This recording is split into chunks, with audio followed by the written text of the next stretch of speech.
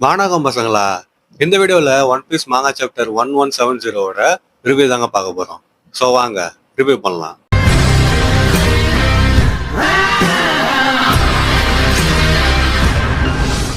இந்த chapter review start பண்ணுறதுக்கு முன்னாடி போன சாப்டர் ரிவ்யூ யாராவது பார்க்கலாம் போய் பார்த்துட்டு வந்துருங்க. லிங்க் டிஸ்கிரிப்ஷனில் தரேன். அப்போ தான் இந்த வீடியோ கரெக்டாகவும் கண்டினியூஸாகவும் வந்து புரியும். வெறும் அது மட்டும் இல்லை, அது இல்லாமல் நிறைய சாப்டர் ரிவ்யூ நான் போட்டுக்கிறேன். அதெல்லாம் பிளேலிஸ்ட் நான் சேவ் பண்ணி வச்சுக்கிறேன். ஸோ முடிஞ்சு அதையும் போய் செக் பண்ணி பாருங்க. இப்போ நம்ம சாப்டர் ஸ்டார்ட் பண்ணுவோமா? ஸ்டார்டிங்கே நம்ம லோக்கி கவுந்துன்னு விழறான். ஏன்னு சொல்லிட்டு பார்த்தீங்கன்னா ரக்னீர் அவனை அட்டாக் பண்ணுது. லோக்கிக்கு ஒண்ணுமே புரியல. என்னடா இது, யாரா என்ன அட்டாக் பண்றதுன்னு சொல்லிட்டு அவன் சுத்தி சுத்தி பாக்குறான். அதுக்கடுத்து அவன் என்ன பண்றான்னா, யாரா அந்த ஹேமரை தூக்கி போட்டது, யார் அங்க இருக்கிறீங்க, வெளில வாங்கன்னு சொல்லிட்டு அவன் கத்துறான். ஏன்னா ஹேமர் தானா வந்திருக்கான்னு சொல்லிட்டு அவன் நினைச்சுக்கிறான். யாரோ ஒருத்தன் வந்து தூக்கி போட்டுக்கிறான்னு சொல்லிட்டு ரூம் உள்ள மறுபடியும் போயிட்டு அவன் பாக்குறான் யாரா இருக்கிறாங்களான்னு சொல்லிட்டு. அதுக்கடுத்து யாருமே இல்லை. அப்ப அவன் வந்து சரி ஏதோ ஒண்ணு, அந்த டெல் ஃப்ரூட் இப்ப நான் சாப்பிட்டாகணும், அதனால நான் சாப்பிட போறேன் சொல்லிட்டு அவன் போறான். ஆனா அப்படி போறப்ப என்ன நடக்குதுன்னு சொல்லிட்டு பாத்தீங்கன்னா மறுபடியும் அந்த ஹேமர் வந்து ஆட ஆரம்பிக்குது. ஆக்சுவலா இது ஃபுல்லாவே நீங்க அவெஞ்சர்ஸ் பார்த்து உங்களுக்கு தெரிஞ்சிருக்கும், நிறைய பேர் பார்த்துருப்பீங்க. முடிந்தாலும் எப்படி எங்க மைண்ட்ல வந்து லைட்டா ஆடுறது, அதுக்கடுத்து தோரோட ரியாக்ஷனுக்கு வந்து அது ரியாக்ட் பண்ணும் பாத்தீங்களா, அதுதான் வந்து இங்கே நடக்குது. ஆனா இங்க நம்ம ரக்னீர் என்ன பண்ணுதுன்னா லோக்கி அட்டாக் பண்ணுது. அதுதான் ஒரே வித்தியாசம். சோ அது வந்து இங்க நவரத்தை பார்த்தோன்னே லோக்கிக்கு ஒண்ணுமே புரியல. அதுக்கடுத்து ரக்னீர் திருப்பி வந்துட்டு லோக்கி அட்டாக் பண்ணுது.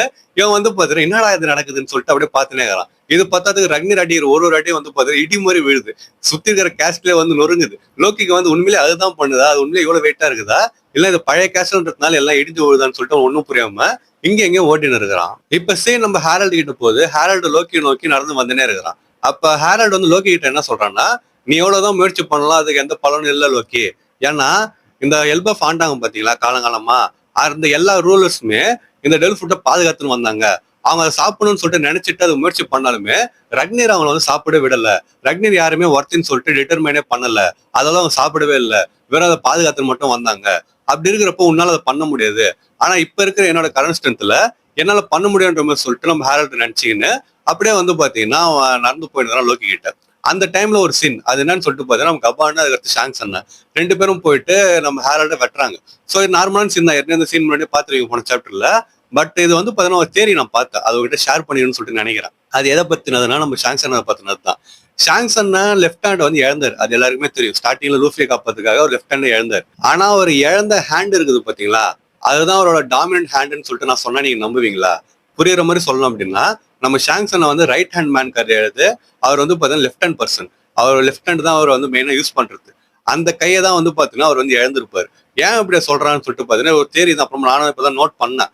ஷாங்ஸன் நம்ம ஹேரல்ட் அட்டாக் பண்றப்ப அவர் ரைட் ஹேண்ட்ல இருந்து ஸ்வாட் பிடிச்சிருக்க மாட்டாரு, லெஃப்ட் ஹேண்ட்ல ஸ்வாட் வந்து பிடிச்சுன்னு இருப்பாரு. அதுதான் அவர் அட்டாக்கும் பண்ணிருப்பாரு. இப்ப நீங்க யோசிக்கலாம், ஹேரல்ட் வந்து பெருசா டேமேஜ் படுத்தக்கூடாதுன்னு சொல்லிட்டு கூட ரைட் ஹேண்ட்ல யூஸ் பண்ணாம லெஃப்ட் ஹேண்ட்ல யூஸ் பண்ணலாம்னு சொல்லிட்டு நீங்க சொல்லலாம். அந்த லாஜிக் கூட கரெக்ட் தான். ஆனா இந்த டைம்ல வந்து பாத்தீங்கன்னா அது வந்து பண்ண மாட்டாங்க. ஏன்னா ஹேரல்ட கட்டுப்படுத்துறது முயற்சி பண்ணிருக்காங்க. ஸோ ஃபுல் ஃபோர்ஸ்ல தான் எல்லாத்தையுமே வந்து அட்டாக்ல இருந்து எல்லாமே லான்ச் பண்ணின்னு இருப்பாங்க.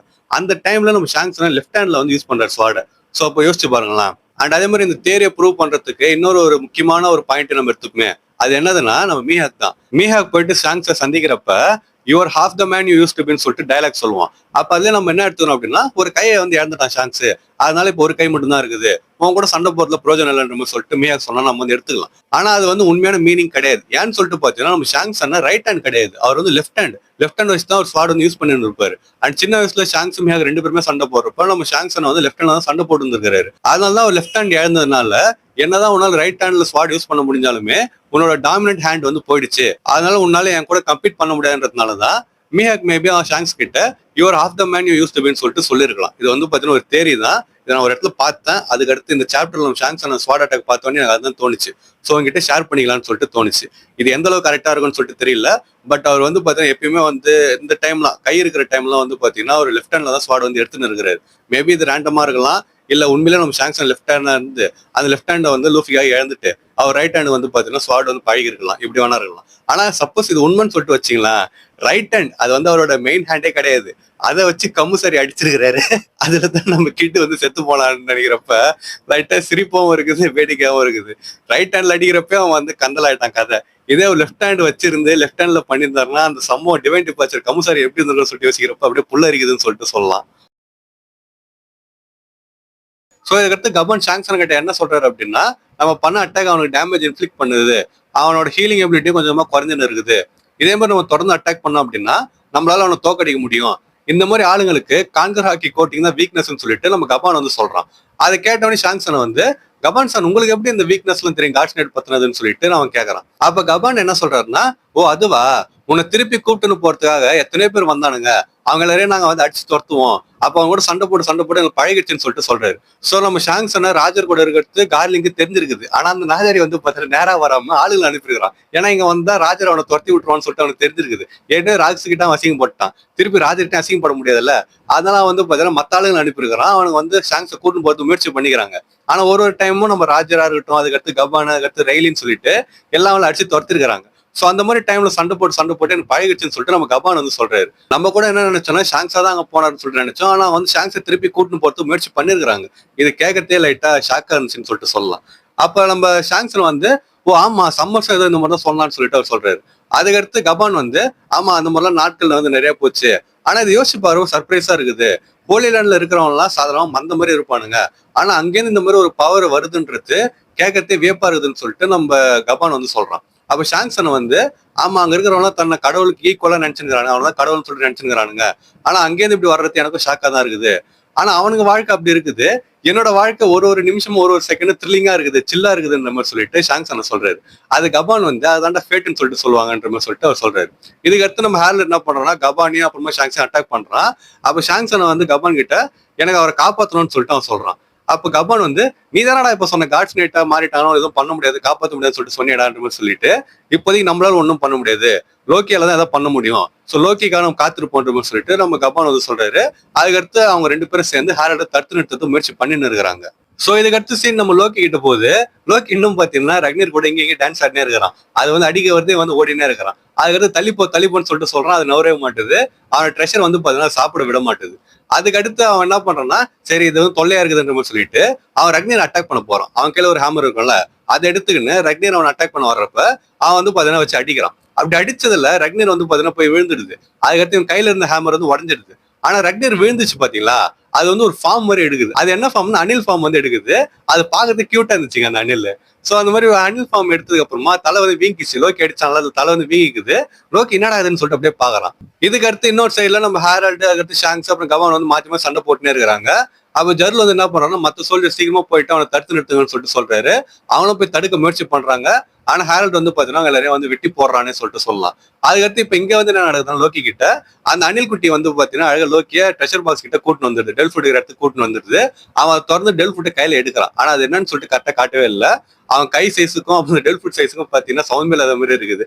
அவன் வந்து மாத்திரை போடுற மாதிரி டெல்ஃபுட்டை வாயில போட்டுக்கிறான். சோ போட்டதுக்கு அப்புறமா வந்து டிரான்ஸ்ஃபார்ம் ஆகிறான். ஆனா நான் என்ன நினைச்சேன்னா இந்த மாதிரி இவ்வளவு பில்டப் கொடுத்ததுனால சரி டெல்ஃபுட் வந்து காட்ட போறாங்க, அந்த ஃபார்ம் வந்து காட்ட போறாங்க, அது பாக்குறது ரொம்ப ஆர்வமா இருந்தேன். ஆனா இவனுக்கு வந்து பாத்தீங்கன்னா டெல்ஃபுட்டையும் கரெக்டா காட்டல, லோக்கி வந்து பாத்தீங்கன்னா அந்த ஃபார்மும் வந்து டிரான்ஸ்ஃபார்மே ஆகல. அடப்பாவீங்களான்ற மாதிரி ஆயிடுச்சு. ஓட வந்து பாத்தீங்கன்னா இன்னும் அதை சஸ்பென்ஸா தான் வச்சிருக்காரு.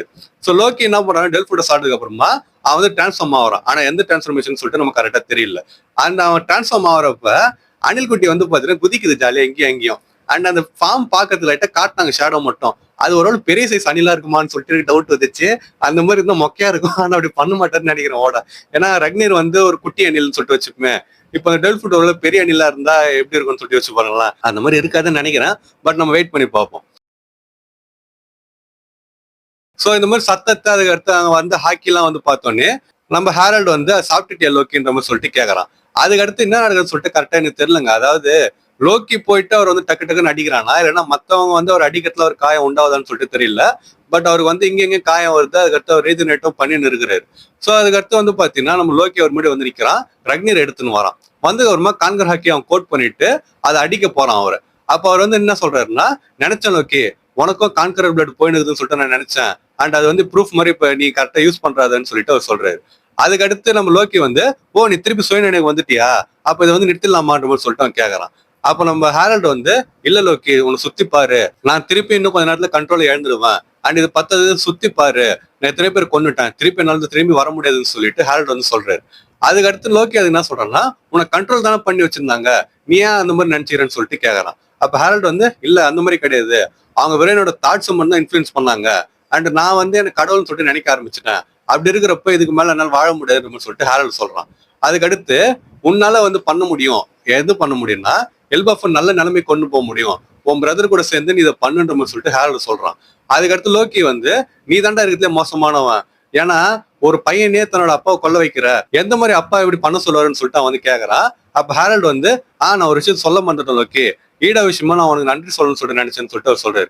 அப்ப லோக்கி வந்து என்னதுன்னு சொல்லிட்டு அவன் கேக்குறான். அப்ப ஹேரல்ட் வந்து என்ன சொல்றாருன்னா, அவளுக்காக நீ போயிட்டு அந்த ஆல்கஹால் வில்லேஜ் அடிச்சு நொறுக்குன, அதை உடம்பு சரிப்படுத்தலதான், ஆனா அது வந்து எனக்கு ரொம்ப சந்தோஷமா இருந்துச்சு, நீ அவளை எவ்வளவு லவ் பண்ண சொல்லிட்டு தெரிஞ்சுக்கிறது சந்தோஷமா இருந்துச்சு, சோ ரொம்ப நன்றி லோக்கின்ற மாதிரி சொல்லிட்டு சொல்றாரு. இதுக்கு அடுத்து என்ன நடக்குதுன்னா, அந்த மார்க் திருப்பி ஆக்டிவேட் ஆகுது. ஹேரல்டு தன்னை வந்து பாத்தீங்கன்னா இழக்க ஆரம்பிக்கிறான். அப்ப அவன் சீக்கிரமா பண்ணி முடியும்னு சொல்லிட்டு அவன் சொல்றான். அப்ப லோக்கி வந்து நான் உன்னை மன்னிக்கவே மாட்டேன், இதுக்கு இந்த மாதிரி வேலையை என்ன பண்ண வைக்கிறல்லன்ற மாதிரி சொல்லிட்டு அவர் ரக்னியரை வந்து பாத்தீங்கன்னா எடுத்து ஒரு அடிக்கிறதுக்கு வந்து போறான். அப்ப ஹேரல்டு வந்து பாத்தீங்கன்னா சிரிச்சுனே வந்து அவன் சாவுறான். அவன் அப்ப கடைசியா என்ன சொல்றான்னா, நானும் உன்னை லவ் பண்றேன்டான்ற மாதிரி சொல்லிட்டு சொல்றாரு. அதுக்கடுத்து லோக்கி ரக்னியர் எடுத்து அவர் வந்து அடிக்கிறான். அவர் வந்து பாத்தீங்கன்னா அப்படியே இறந்து போறாரு. அண்ட் அப்படி அடிக்கிறப்ப லோக்கி வந்து பாத்தீங்கன்னா கதறி அழறான். அண்ட் அந்த டைம்ல ஹேரல்ட் வந்து கடைசியா என்ன சொல்றாரு அப்படின்னா, என்னோட செல்ல குழந்தை லோக்கி, எனக்கு ஒரே ஒரு விஷயம் மட்டும் தான்டா முக்கியம், அது என்னதுன்னா எல்பஃபோட ஃபியூச்சர் தான், பத்திரமா அதை பாத்துக்கோன்ற மாதிரி சொல்லிட்டு நம்ம ஹேரல்ட் வந்து பாத்தீங்கன்னா இறந்துடுறாருங்க. ஆக்சுவலா ஹேரல்ட் வந்து பாத்தீங்கன்னா ஒரு நல்ல அரசன் தான், எல்லாம் நல்லா இருக்குன்னு சொல்லிட்டு நினைச்சான். ஆனா அந்த வெள்ளந்தின்னு சொல்றதா இல்ல அவனை முட்டாள்னு சொல்றதான்னு சொல்லிட்டு தெரியல, தப்பானவங்க கிட்ட போயிட்டு நல்லது போனான்னு சொல்லிட்டு எதிர்பார்த்து போனா, ஆனா அவங்க வந்து பாத்தீங்கன்னா இவனை யூஸ் பண்ணி இவன் உயிரும் போச்சு, எத்தனை பேர் உயிரும் போச்சு, அண்ட் லோக்கியோட வாழ்க்கையும் போச்சுன்னே சொல்லிட்டு சொல்லலாம். ஏன்னா இதுக்கு தான் வந்து கட்டி போட்டு வச்சிருப்பாங்க, தேவையில்லாம 10 வருஷம் தண்டனை அனுபவிச்சிருந்தான். இந்த மாதிரி வந்து பாத்தீங்கன்னா விஷயம்லாம் நடந்துச்சு. ஸோ இது எல்லாத்துக்கும் காரணம் ஹேரல்டு தான். எல்பஃப் நல்லா இருக்கிறதுக்கு காரணமா அவன் தான், அண்ட் இந்த மாதிரி நடந்த சம்பவத்துக்கு காரணமா அவன் தான். ஸோ இந்த சாப்டர் படிக்கிறது எப்படின்னு சொல்லிட்டு கமெண்ட் பண்ணிட்டு போங்க. லோக்கியோட டெல் ஃபுட் என்னன்னு சொல்லிட்டு கரெக்டாக தெரியல, நான் முடிஞ்ச ஒரு தேரி வீடியோ போடுறேன். உங்களுக்கு ஏதாவது ஐடியா இருந்துச்சுன்னா கூட கமெண்ட் பண்ணிட்டு போங்க, அதையும் நான் முடிஞ்ச அந்த தேரி வீடியோல சேர்த்துக்கிறேன். அண்ட் இந்த சாப்டர் படிக்கிறது எப்படி இருந்துச்சு, நம்ம ஹேரல்ட் வந்து இறந்தால அதை பார்க்கறதுக்கு எப்படி இருந்துச்சு, அண்ட் லோக்கியர் ரக்னியரும் விளையாடி இருந்தாங்கல்ல அதை பார்க்கறது எப்படி இருந்துச்சு சொல்லிட்டு கமெண்ட் பண்ணிட்டு போங்க. அப்புறம் ஃப்ரெண்ட்ஸ் யாரும் ஒன் பீஸ் மாங்கா படிப்பாங்க, அவங்களுக்கு வீடியோ ஷேர் பண்ணிட்டு இந்த சாப்டர் படிக்கிறது எப்படி இருந்துச்சு சொல்லிட்டு அவங்க கேளுங்க. அண்ட் இந்த சாப்டர்ல நமக்கு பிடிச்ச சீன் எது, அண்ட் ஹேரல்ட் இறந்து போவாங்க எப்படி ஃபீல் பண்ணான்னு சொல்லிட்டு கேட்டுட்டு நம்ம வீடியோல வந்து கமெண்ட் பண்ண சொல்லுங்க. ஸோ நான் இன்னொரு ஒரு மாசான வீடியோல வந்து உங்களை மீட் பண்ற வரைக்கும் டாடா.